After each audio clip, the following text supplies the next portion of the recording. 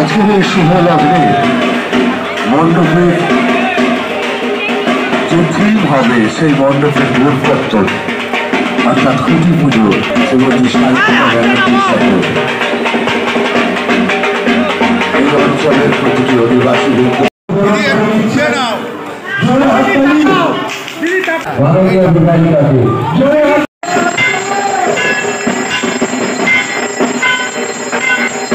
সবাই অন্তরের অন্তঃস্থল থেকে ধন্যবাদ জানাতে চাই যে তিনি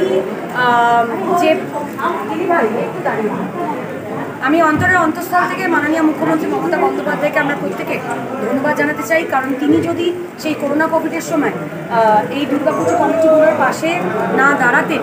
দেখুন, পুজো ছোট বা বড় হয় না, পুজো আন্তরিকতা দিয়ে হয়, ভালোবাসা দিয়ে হয়, প্যাশন দিয়ে হয়।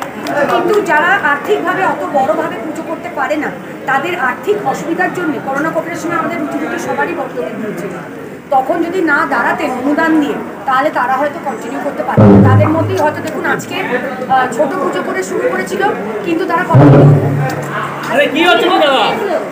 তারা কন্টিনিউ করতে পেরেছিল মাননীয়ার অনুদানে, সেই জন্য আজকে হয়তো সেই ছোট পুজোই অনেক বড় করে হচ্ছে।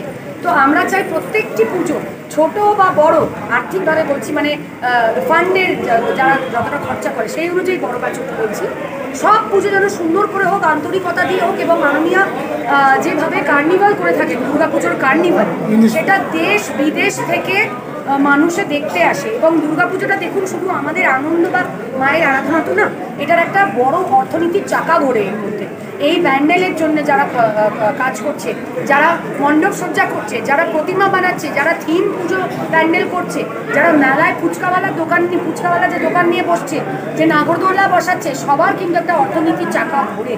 তো সেই অনুযায়ী আমাদের পশ্চিমবাংলা অবশ্যই একটা লাভের মুখ দেখে এই দুর্গাপূজাকে কেন্দ্র করে।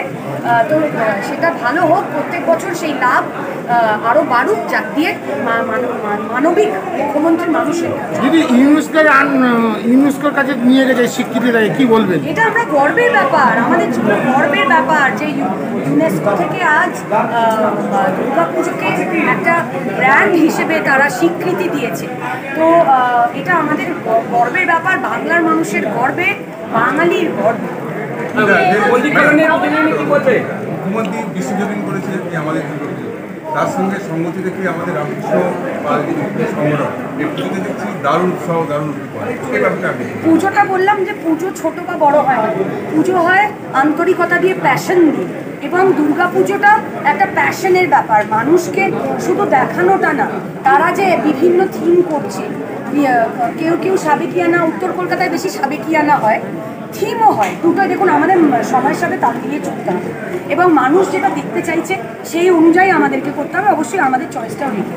এবং এই পুজো মল্লিক কলোনি সার্বজনীন পুজো, এই পুজোতে আমাদের রামকৃষ্ণদার থেকে শুরু করে শর্মাদিক থেকে শুরু করে পুজো কমিটির যতজনেরা রয়েছে প্রত্যেকেই অত্যন্ত আন্তরিকতা, প্যাশন দিয়ে মায়ের আরাধনা করে। তো শুধুমাত্র তাদের আনন্দটা না, তারা যাতে মানুষকে আনন্দ দিতে পারে, মানুষে এসে একটা ঘরোয়া পরিবেশ পায়, এই পুজোটা যেন তাদেরও বলে মনে হয়, সেইটা তাদের লক্ষ্য, এবং সেইটাই সবচেয়ে ইম্পর্টেন্ট। এই দুর্গাপুজোয় আমেজ এবং আনন্দ সব গ্রহণ করে, আমরা চাই সেটা পুজো কমিটির পক্ষ থেকে সহযোগিতা। এবারে পুজো মল্লিক কলোনি সার্বজনীন দুর্গাপুজো একটা বিশেষ আকর্ষণীয় দিন, বিশ্বরূপেণ সংস্কৃতা, মানে বৃক্ষরূপেণ সংস্কৃতা, মানে হচ্ছে আমাদের